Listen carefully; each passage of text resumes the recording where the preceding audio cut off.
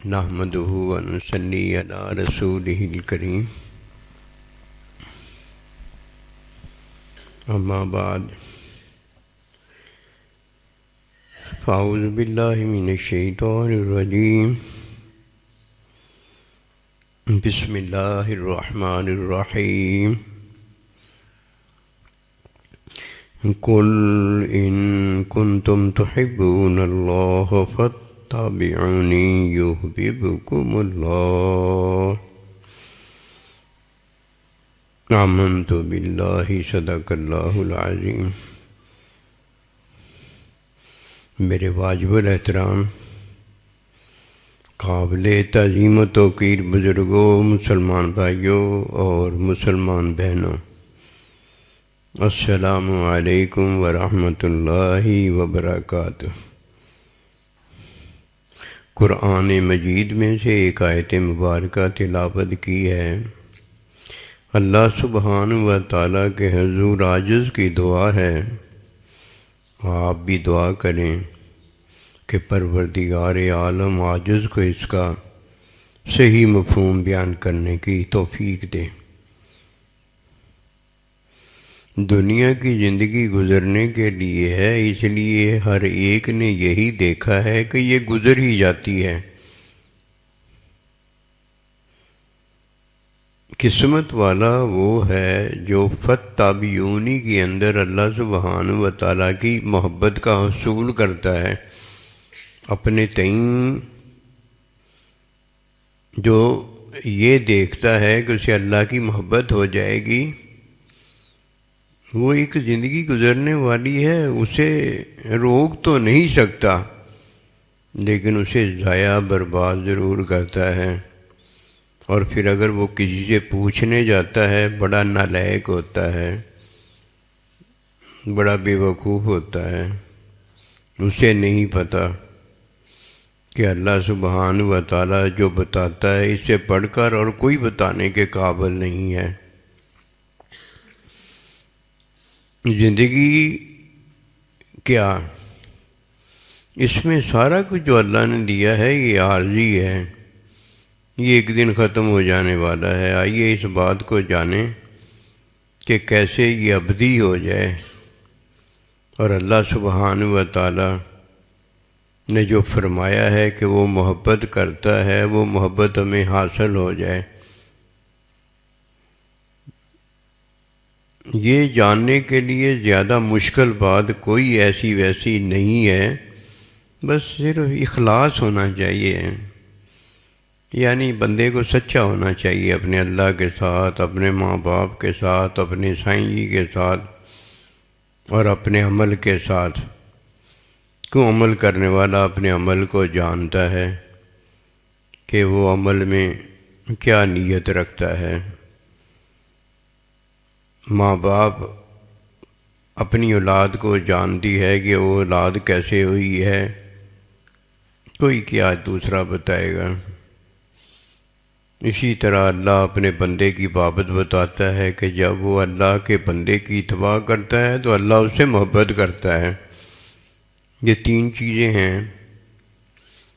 پہلے اپنے عمل میں مخلص ہونا ہے، اس کا طریقہ ایک ہی ہے کہ عمل کرنے والا جس طرح اپنی نیت جانتا ہے، اسی طرح عمل کرنے والے کو اللہ کا حکم جاننا چاہیے کہ یہ میرے اللہ کا حکم ہے۔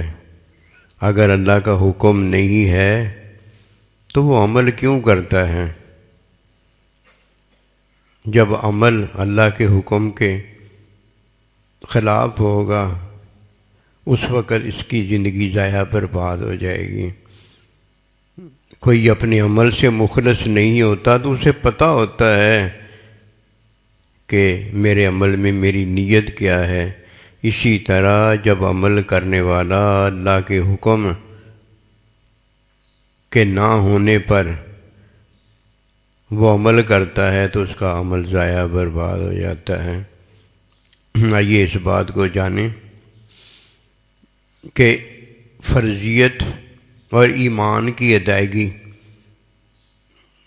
کرنے والا یہ ضرور جان لے کہ ایمان اور فرضیت کی ادائیگی سنت میں ہوتی ہے۔ سنت دیکھنے والی جو چیز ہے وہ یہ ہے کہ اللہ کا حکم حلال کا ہے یا حرام کا ہے، یہ ہے وہ پہلی بات۔ جب تک کوئی پہلی بات پر ایمان نہیں لاتا جو کہ اللہ کا حکم ہے، جس کی ادائیگی ایمان کی اور فرضیت کی سنت میں ہوتی ہے، یہ ظالم ہے، یہ مسلمان مومن ہرگز نہیں ہے، یہ اپنے سے دھوکہ تو کرتا ہے۔ اس نے اللہ تبارک و تعالیٰ کے انبیاء و رسول کے نائبین، اپنے ماں باپ اور اپنی جان سے بھی ظلم کیا ہے کہ اپنے عمل میں کوئی مخلص نہیں ہوتا تو یہ اپنی جان پر ظلم ڈالتا ہے۔ اسی طرح جب کوئی اللہ سبحانہ و تعالیٰ پر ایمان اور فرضیت کی ادائیگی میں سنت پر عمل نہیں کرتا، جو کہ اللہ کا حکم دیکھنا ہے کہ یہ حلال ہے یا چیز حرام ہے، وہ بھی اپنی جان پر ظلم ڈالتا ہے۔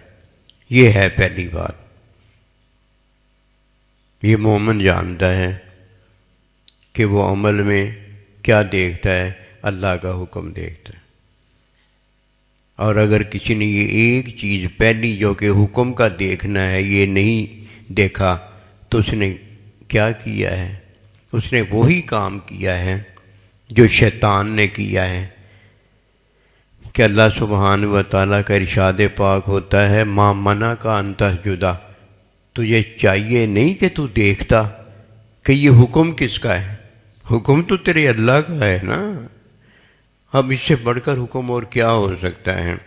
پہلی بات حکم جاننا ہے۔ دوسری بات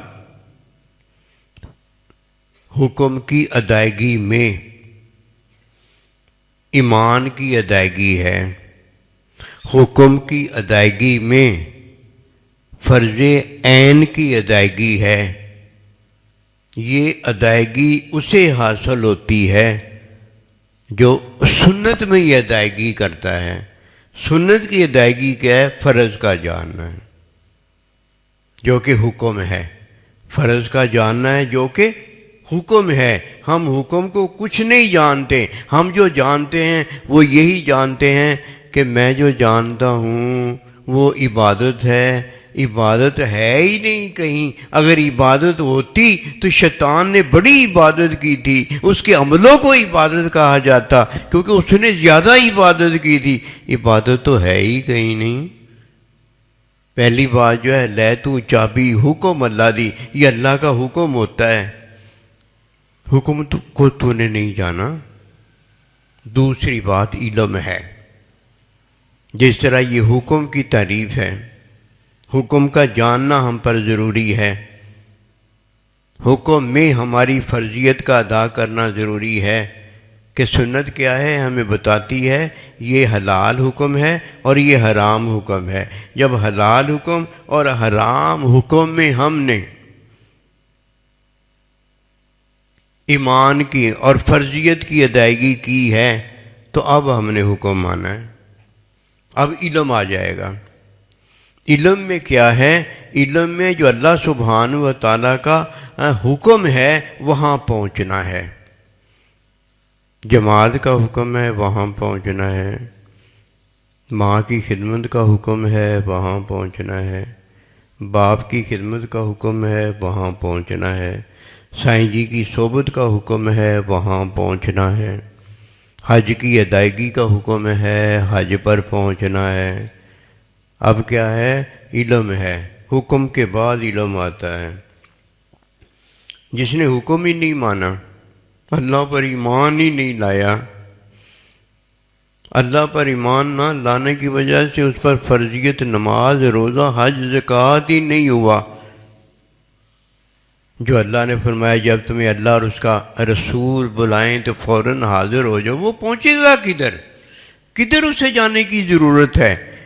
لعنتی کو کب بلایا جاتا ہے؟ کافر مشرک کو کب بلایا جاتا ہے؟ ارشاد خداوندی ہوتا ہے۔ جنہوں نے کفر میں شرک میں زندگی گزاری ہے، جب وہ مر جاتے ہیں اس کے بعد کبھی انہیں معاف نہیں کیا جاتا، ہمیشہ ہمیشہ کے لیے وہ جہنمی ہو جاتے ہیں، ان کی تو بات ہی ختم ہو جاتی ہے۔ پاگل ہو گئے ہو، علم کی بات کرتے ہو؟ علم تو ہے ہی ان لوگوں کے لیے جو اللہ پر ایمان لے کر آئے ہیں، ورنہ علم تو اللہ خود ہے، علم تو اللہ کا بندہ خود ہے، علم تو ماں باپ خود ہیں، علم تو سائیں جی خود ہیں۔ اوئے تو علم میں حاضر ہونا چاہتا ہے، تو صحبت میں حاضر ہونا چاہتا ہے؟ یہ صحبت ان کے لیے ہے جن کے بارے میں اللہ کا ارشاد پاک ہوتا ہے، جن سے میں محبت کرتا ہوں، یحببکم اللہ، میں ان سے محبت جب کرتا ہوں تو یہ میری محبت ہوتی ہے کہ انہیں میں اپنے حضور بلاتا ہوں، اپنی صحبت میں بلاتا ہوں۔ نماز میں وہ ہوتے ہیں، روزے میں وہ ہوتے ہیں، حج میں وہ ہوتے ہیں، زکوٰۃ میں وہ ہوتے ہیں، اللہ کے نبی رسول کے ساتھ وہ ہوتے ہیں، ماں باپ کے ساتھ وہ ہوتے ہیں۔ دیکھا ہے جن سے محبت ہوتی ہے وہ کبھی ان سے جدا بھی ہوتی ہوں۔ فرمایا لا تخف ولا تحزن، ہے بکر نہ خوف کر نہ حزن غم کر، ان اللہ معنا، اللہ ہمارے ساتھ ہے۔ اتنی بڑی دولت ملتی ہے۔ علم میں پھر کیا ہوتا ہے؟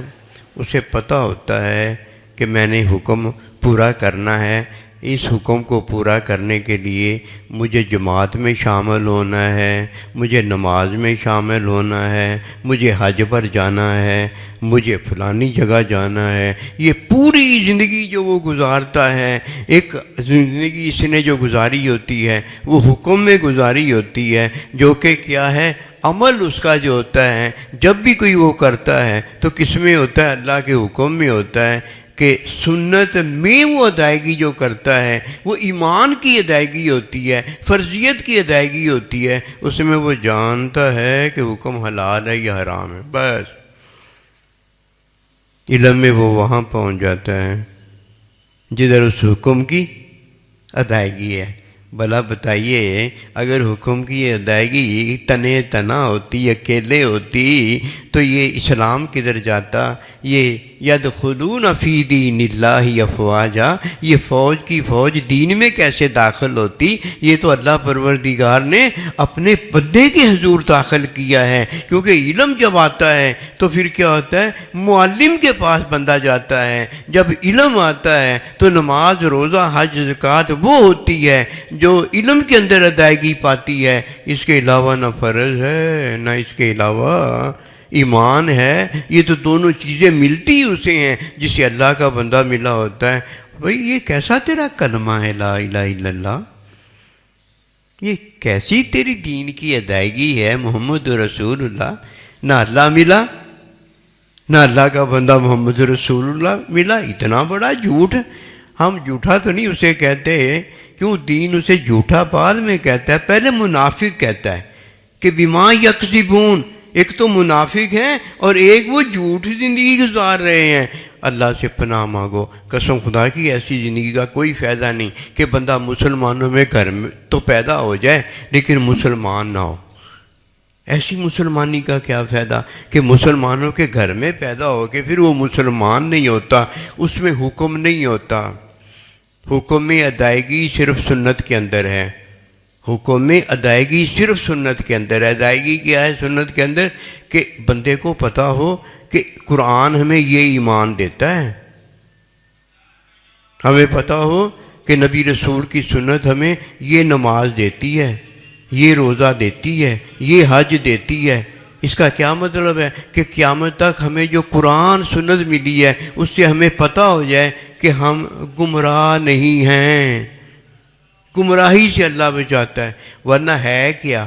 صرف یہ تین چیزیں ہیں۔ اللہ پروردگار کا حکم ہوگا الا الذین آمنوا وعملوا الصالحات، ایمان میرے حکم میں ہے، عمل صالح میرے حکم میں ہے۔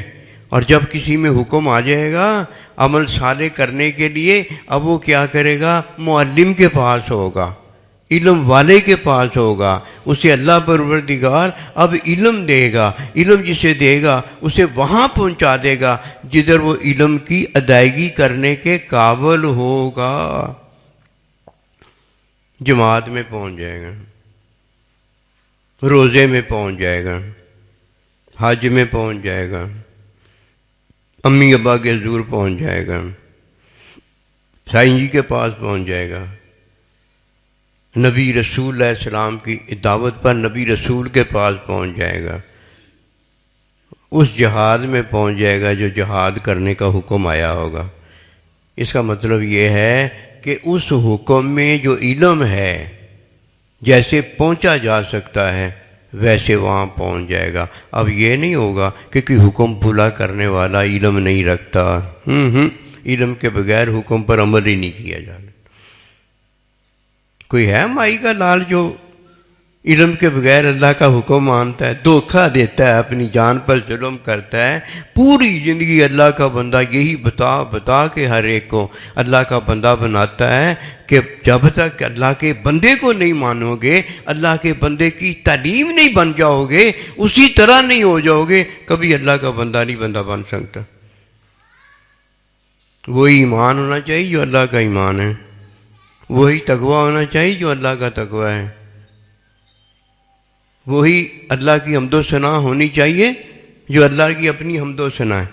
ان تین کے علاوہ اگر کوئی اللہ کی حمد و ثنا، اللہ کا تقوی، اللہ کا ایمان کے بغیر اپنا ایمان رکھتا ہے، بس اتنا ہی بہت ہے اس کے لیے، اتنا ہی بہت ہے کہ اللہ اس پر لعنت کرتا ہے، اور لعنت کرنے والے بھی اس پر لعنت کرتے ہیں۔ اب یہ دو چیزیں ہو گئی، حکم بھی ہو گیا، علم بھی ہو گیا، یہ دو چیزیں رکھنے والے ہیں یحببکم اللہ، جن سے اللہ محبت کرتا ہے، وما توفیقی الا باللہ۔